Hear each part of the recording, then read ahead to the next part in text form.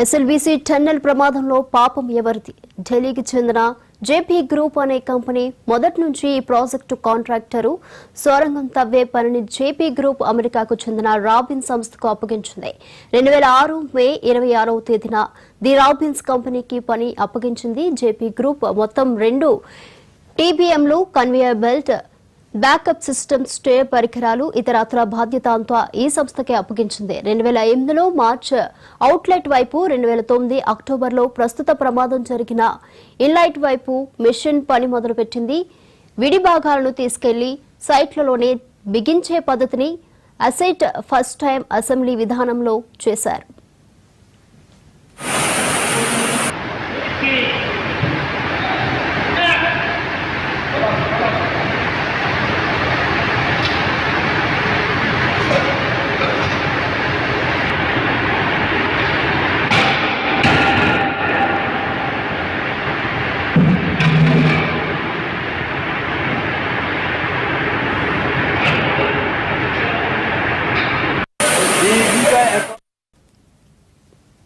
అప్పుడు వచ్చిన శ్రీశైలం వరదలో ఈ యంత్రం మునిగిపోయినట్టు కంపెనీ చెప్పింది. 2010 నుంచి చురుగ్గా ఈ యంత్రం పనిచేయడం ప్రారంభించింది.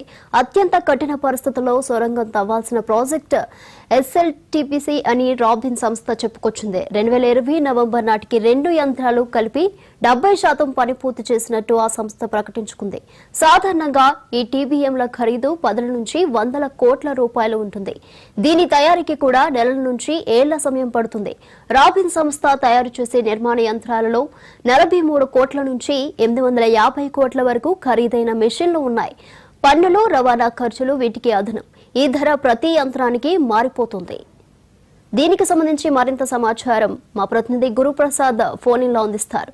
గురుప్రసాద్, ఏదైతే ఎస్ఎల్బీసీ టన్నెల్ సంబంధించి కూడా పూర్తిగా ఈ విషయంలో ఏదైతే దీన్ని కాంట్రాక్ట్ తీసుకుందో జేపీ సంస్థది పూర్తిగా బాధ్యత అని చెప్పవచ్చు. ఎందుకంటే జేపీ సంస్థ ఏదైతే రాడర్ సంస్థకి సొరంగం పనులు నిర్మించాలని చెప్పి అప్పచెప్పింది. కానీ రాడర్ సంస్థ కూడా సొరంగం పనులు ముందుకు తీసుకెళ్తున్న పరిస్థితి. ఈ క్రమంలో ఒక్కసారిగా మనం వారం రోజుల క్రితం ఏదైతే సొరంగం ఏదైతే టన్నెల్ ఎస్ఎల్బీసీ టన్నెల్ 14 కిలోమీటర్ వద్ద ఒకసారిగా పైకప్పు పూర్తిగా కూలిపోయిన నేపథ్యంలో 8 మంది కార్మికులు పూర్తిగా చిక్కుకున్నారు. ఇంకా ఆ ఆపరేషన్ కొనసాగుతుంది. ఇంకా వారి ఆచూకీ ఇంకా లభించలేదు. ఆనవాళ్ళు అయితే గుర్తించారు.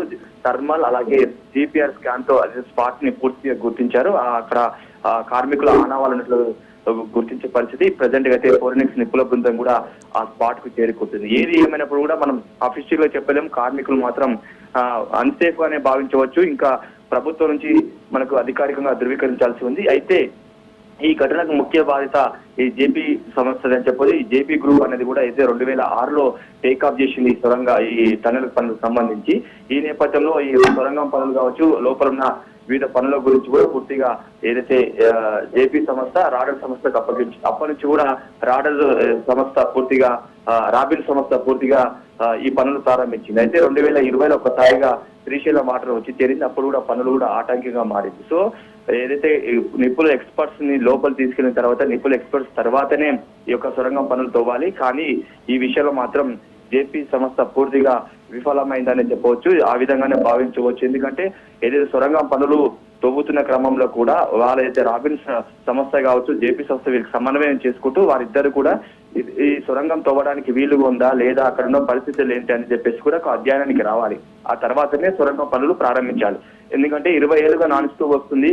ఆ బడ్జెట్ లో కేటాయింపులు కావచ్చు, వివిధ కారణాలతో కూడా ఆటంకంగా మారుతూ 20 ఏళ్ళుగా ఇంకా రన్నింగ్ ప్రాజెక్ట్ కాకుండా పెండింగ్ ప్రాజెక్ట్ నే ఈ ఎస్ఎల్బీసీ ప్రాజెక్ట్ కొనసాగుతుంది. ఈ నేపథ్యంలో 2020లో ఏదైతే పనులు ఆఫ్ చేశారో ఆ తర్వాత మళ్ళీ వారం రోజుల క్రితం ఈ పనులు ప్రారంభించారు. ఆ క్రమంలో అక్కడ పూర్తిగా లోపలికి వెళ్ళిన తర్వాత ఏదైతే 14 కిలోమీటర్ వద్ద పనులు ఉన్నాయో ఆ పనులు పూర్తిగా అధ్యయనం చేసి ఖచ్చితంగా ఇది అనుకూలంగా ఉందంటేనే చేయాల్సింది. కానీ ఇప్పుడు జేపీ గ్రూప్ అలాగే రాబిన్ సంస్థ 2 ఫెయిల్ అయినాయి. ఈ నేపథ్యంలో కార్మికులు ప్రాణాలతో చెలగాటమైన పరిస్థితి మనకు కనిపిస్తుంది.